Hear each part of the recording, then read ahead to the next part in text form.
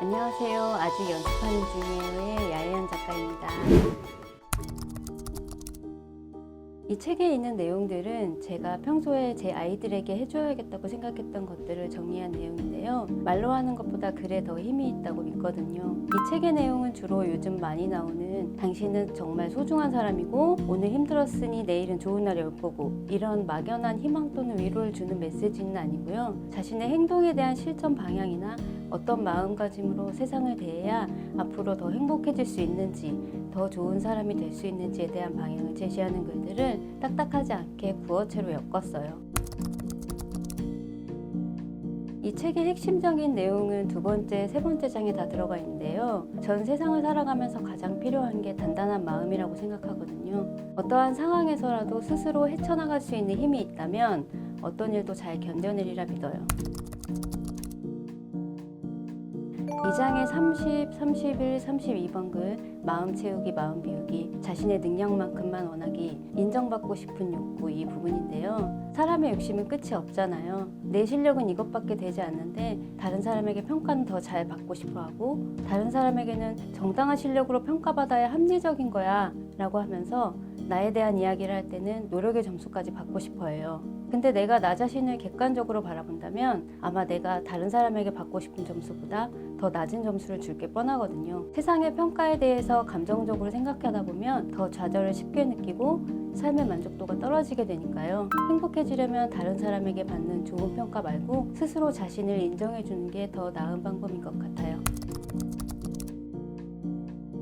3장의 64, 65번 글은 세상을 바라보는 내 마음가짐에 관한 글인데요. 사람들은 각자 자라온 환경이나 성향에 따라 가지고 있는 생각이 다 달라요. 대화를 하다 보면 사람마다 의견이 다 다르거든요. 근데 사람들은 의견이 다른 게 아니라 상대방이 틀렸다고 해요. 예를 들어 같은 장소에 있었던 경험이라도 사실 내가 본 대로 느낀 대로 머릿속에 저장을 각자 다르게 하거든요. 예전에 수녀님이 액자를 가지고 오셔서 가운데 두고 각자 본 대로 이 사물을 설명해 보라고 하셨어요. 액자 앞쪽에 있는 분은 액자에 예쁜 풍경 그림이 있다고 하고 옆쪽에 앉아있는 분은 길쭉한 막대기 같다고 하셨거든요. 각자 같은 사물을 보는 위치에 따라 다르게 보이는 거죠. 어린아이들 같은 경우에는 더 심하게 나타나는데요. 왜냐하면 아이들이 부모에게 자주 혼나거나 한 경험에 의해 내가 유리한 대로 기억을 조작한다고 하더라고요. 그걸 보고 부모님들은 아이가 거짓말을 한다고 생각하는 경우가 있어요. 근데 아이들은 이미 자기가 기억을 조작한 대로 사실로 믿고 있기 때문에 거짓말이 아니에요.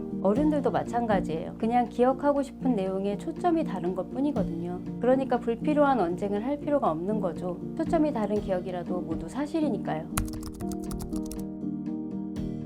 2장의 38번 글 자신이 초라해 보인다면 이라는 글인데요. 이 글의 내용으로 요즘 마침 슬럼프가 왔거든요 라는 매거진 글을 연재 중이에요. 어느 날 아무 일도 없었는데 자신이 초라해 보일 때가 있어요. 되게 의욕적이었고 평소와 다른 별일도 없었는데 무기력해지는 거예요. 그런 걸 사람들은 슬럼프라고 하더라고요. 근데 슬럼프라는 건 그런 것 같아요. 갑자기 어떤 일에 자신감이 없어지는 게 아니라 그 일을 앞서 해왔던 것보다 더 잘 해내고픈 마음이요. 자신이 갑자기 초라해 보이는 건 더 나은 사람이 되기 위해 꼭 겪어야 하는 일이라고 말해주고 싶어요. 세상을 살다 보면 정말 행복하진 않아도 그렇게 불행하진 않잖아요. 근데 어떤 사람들은 왜 난 행복하지 않은가 불만을 가지고 어떤 사람들은 불행하지 않은 것에 만족을 해요. 행복과 불행은 객관적인 그 자체의 일이 아니라 자신이 스스로 만들어가는 것 같아요. 저도 많이 행복하진 않지만 행복을 만들 수 있는 좋은 글을 쓰는 사람이 되고 싶어요. 요즘 참 어려운 시절이잖아요. 독자님들도 행복한 생각 많이 하시고 스스로 행복을 만들어 가셨으면 좋겠어요. 감사합니다.